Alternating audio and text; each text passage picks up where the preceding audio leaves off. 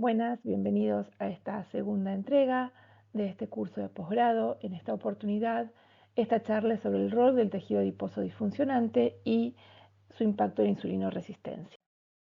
Mi nombre es Juliana Gómez, yo soy médica especialista en clínica médica y en endocrinología, soy magíster en hipertensión arterial y soy staff del Servicio de Endocrinología, Metabolismo, Nutrición y Diabetes del Hospital Británico de Buenos Aires, y además integrante del Consejo de Metabolismo y Obesidad de la Sociedad Argentina de Medicina. Si quisiera empezar la historia desde el final, hablaríamos de obesidad, que es el exceso de tejido adiposo, cuya característica es la inflamación. Entonces, este tejido adiposo inflamado va a tener efectos en distintos órganos y sistemas.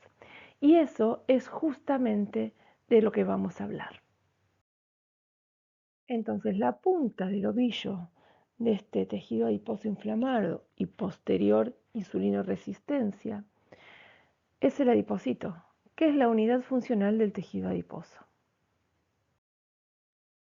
Dentro de los distintos tipos de adipocito que encontramos, tenemos los adipocitos blancos, beige y marrones. Y también tenemos los adipocitos rosas que están predominantemente en mama. Ahora bien, cada uno de estos adipocitos tiene una característica particular. El adipocito del tejido adiposo marrón se caracteriza por su gran vascularización y es rico en una proteína que se llama UCP1 y que tiene la función de generar calor al metabolizar los ácidos grasos y la glucosa en lo que denominamos termogénesis adaptativa. Entonces, la cantidad de mitocondrias que se encuentran en los adipocitos marrones y que tienen esta proteína desacopladora es lo que les da la característica puntualmente a este tejido adiposo, que es muy distinto del tejido adiposo blanco, donde prácticamente no hay mitocondrias. El tejido adiposo blanco tiene un adipocito donde se caracteriza por tener una única gota lipídica grande con un núcleo periférico. Es un adipocito de almacenamiento, sobre todo. Entre ambos existe el adipocito beige, el intermedio, que tiene la capacidad de virar a adipocito marrón o a adipocito blanco según el entorno en el que se encuentre.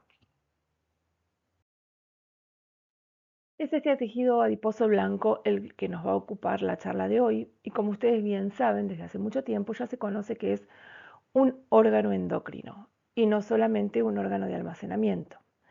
Este órgano endocrino va a tener funciones en distintos órganos y tejidos y es lo que vamos a estar analizando durante esta charla. El tejido adiposo blanco puede ser un tejido adiposo no inflamado, donde vamos a tener una cierta cantidad de interleuquinas, general antiinflamatorias, que se van a liberar de ese tejido adiposo, y un fenotipo antiinflamatorio de macrófagos llamado M2. Cuando hay un exceso energético y este tejido adiposo necesita expandirse, aumentar sus reservas, porque esa energía hay que acumularla en algún lado, y este es el tejido adiposo principalmente, comienza a producirse un fenómeno que se denomina estructura en corona. La estructura en corona se produce cuando hay necrosis de los adipocitos dentro de este tejido adiposo por falta de irrigación. El tejido adiposo se expande de tal manera que los vasos son insuficientes, por lo tanto se genera isquemia y necrosis del tejido adiposo. Esta necrosis va a producir esto que les mencionaba, que era estructura en corona, donde va a generar aumento de la inflamación dentro de ese mismo tejido adiposo. ¿Eso qué va a hacer? Va a generar liberación de citoquinas proinflamatorias que a su vez van a generar que vengan hacia ese tejido más macrófagos y neutrófilos que se van a inflamar. Y por otro lado va a haber una polarización del cambio del fenotipo de los macrófagos que eran antiinflamatorios M2 a un fenotipo inflamatorio que es M1. La diferenciación de los macrófagos que estábamos mencionando recién, de un fenotipo hacia otro, de un fenotipo M1 a un fenotipo M2 o viceversa, está influenciada por varios factores donde están incluidos, como decíamos recién, los mediadores inflamatorios y los productos microbianos, tanto como señales metabólicas. Los adipocitos ejercen efectos sobre los fenotipos de los macrófagos a través de distintos mecanismos. Los adipocitos de las personas con obesidad secretan muchas citoquinas inflamatorias, que es lo que veníamos mencionando, incluyendo una proteína quimioatrayente, que es la proteína quimioatrayente de monocitos 1, esta que ven acá MCP1-CCL2, que va a reclutar macrófagos y va a inducir su polarización hacia el fenotipo inflamatorio que mencionamos, M1. Además de las citoquinas, la polarización de estos macrófagos se va a ver afectada tanto por los lípidos como por la glucosa, que son mucho más abundantes en la condición de exceso energético en la obesidad. Fíjense este esquema. Tenemos un tejido adiposo que va a liberar la molécula CCL2, que dijimos que es una proteína quimioatrayente. Entonces el monocito que se encuentra en circulación se va a unir a las moléculas de adhesión del endotelio y va a migrar hacia el tejido adiposo. Dentro de este tejido adiposo se puede diferenciar en un macrófago M1 inflamatorio o M2 antiinflamatorio. Y esto va a depender del entorno en el que se encuentre.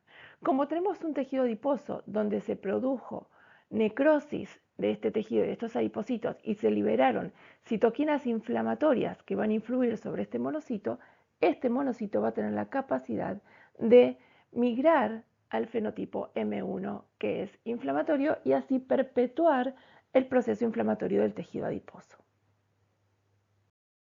Entonces, como ustedes pueden ver, los adipocitos son quienes favorecen ellos mismos ese microambiente inflamatorio mediante la secreción de estas citoquinas. Pero además van a generar remodelado de la matriz extracelular que va a disminuir la flexibilidad del tejido adiposo. Y esto va a contribuir a la fibrosis y limitación de la capacidad de expansión. Por lo tanto, va a favorecer la acumulación ectópica de lípidos en otros tejidos periféricos, como el hígado, el páncreas, el músculo o el corazón, generando lo que llamamos lipotoxicidad. En este sentido, la obesidad se asocia a una mayor tasa de lipólisis, especialmente en el tejido adiposo graso visceral. Por otro lado, además de las citoquinas inflamatorias o antiinflamatorias, como mencionamos, el tejido adiposo secreta muchos tipos de hormonas, como vimos en uno de los primeros gráficos, que se llaman adipoquinas.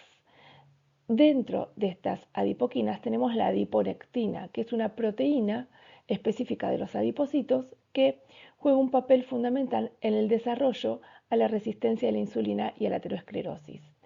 Es una molécula protectora, pero lo que sucede es que justamente cuando el tejido adiposo está inflamado y existe obesidad, los niveles de adiponectina bajan. Por lo tanto, se pierde ese efecto protector de esta molécula. Como ustedes bien saben, la distinta distribución grasa tiene distinta implicancia a nivel de la enfermedad o del riesgo cardiovascular. El aumento del tejido adiposo a nivel abdominal o visceral es distinto que cuando se presenta en la parte femoroglútea del cuerpo.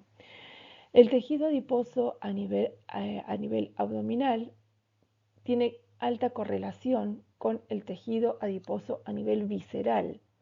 Es bajo la cantidad de tejido adiposo a nivel subcutáneo y no tiene tanta capacidad de almacenar lípidos. Por lo tanto, este tejido adiposo que ya no tiene la capacidad de almacenamiento ante un exceso energético prolongado, va a requerir, como mencionamos previamente, de que esos lípidos que ya no pueden ser almacenados en este tejido adiposo abdominal, sea almacenado en otros tejidos que no están preparados para eso, como el músculo, el hígado, el páncreas y el corazón. Y esto tiene alta correlación con los niveles de insulinoresistencia, diabetes tipo 2 y enfermedad cardiovascular. Entonces, ya llegando al final de la historia, en la obesidad existe una inflamación crónica de bajo grado en este tejido adiposo y la infiltración de los macrófagos correlaciona con la inflamación crónica y la disfunción metabólica. La obesidad se asocia con múltiples complicaciones, con más de 229 complicaciones y enfermedades metabólicas. Y el link entre la obesidad y estas enfermedades metabólicas, cardiometabólicas, renometabólicas, está en función de la insulinoresistencia. Fíjense este esquema.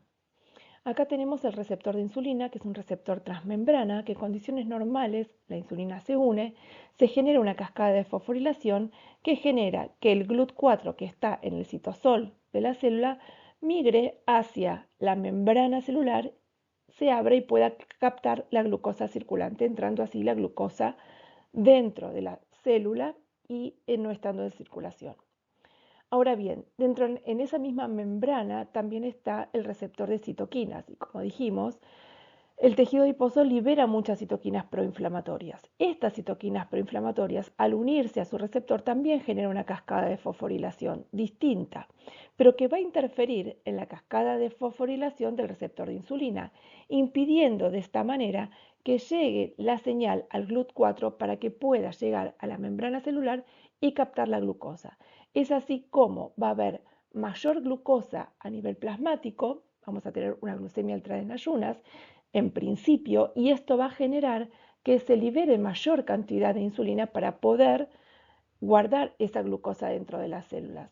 Cuando este mecanismo pierde esa compensación, vamos a empezar a ver lo que conocemos como diabetes tipo 2 con hiperglucemia e hiperinsulinemia, porque la insulina va a seguir aumentada a pesar de que su receptor está sano, pero el defecto postreceptor no le permite actuar correctamente.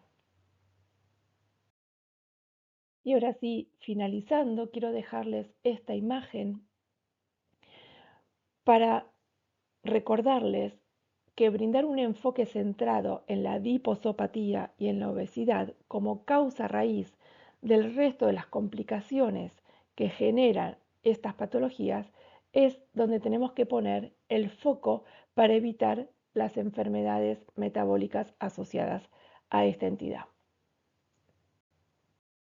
Muy bien, llegamos aquí al final de esta presentación. Les agradezco por haberla escuchado. Espero que les haya sido de utilidad.